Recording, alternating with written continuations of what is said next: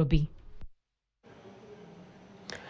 As Kenya marks the second anniversary of the Gen Z movement, a growing debate is emerging over some of the personalities who rose to prominence during the protests but are now facing accusations from sections of the youth of abandoning the cause they once championed. From activists and influencers to political figures, some young people believe the movement's loudest voices have become increasingly aligned with the establishment they once challenged.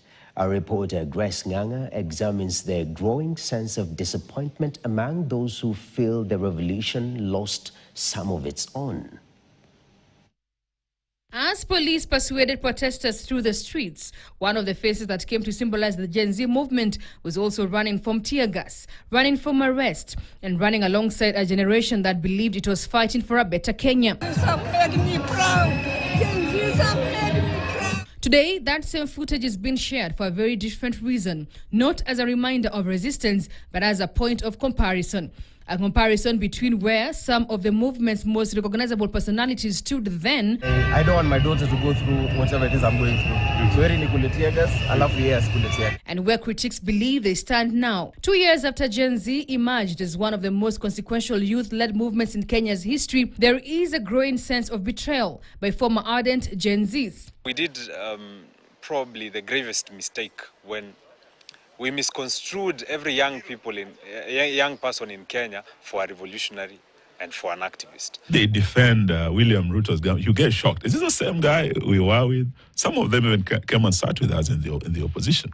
Among the names frequently mentioned is Samuel Makoure, once celebrated by many young people as a fearless voice against government excesses, but now viewed by many critics as increasingly sympathetic to the administration he once challenged. When we started, we did not have a leader. How we became leaderful, I do not get it. Because when we became leaderful by enthroning the wrong people, that's how we got here. By entrusting Kasmol with leadership. With their suits, three-piece suits, with Ahuja microphones. So they were coming to the movement so that the movement can give them exposure. Another name being mentioned is that of Calvin Okoth, popularly known as Gaucho, once known for his fierce criticism of the government, but whose appointment to a public institution has become another flashpoint in discussions. The issue is not that individuals have changed political positions. Rather, it is the belief that some personalities build influence by articulating the frustrations of a generation only to later be aligned to the Kenya Kwanza administration. You have shown your courage, but you cannot go it alone. This issue of saying we cannot work with those oldies, the seasoned politicians, you want to remain leaderless. As long as you remain leaderless, then you'll have a leader in State House who is not a leader of your choice.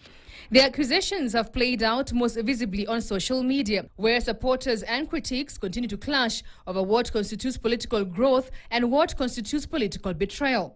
The debate ultimately speaks to a larger question confronting the Gen Z movement as it marks another anniversary. We take that Gen Zote approach.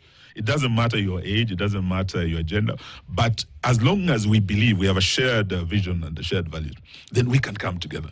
The remaining question is whether more of Gen Z's voices will stay true to its original ideas or whether more betrayals are still to come. Grace Nganga, KTN. Former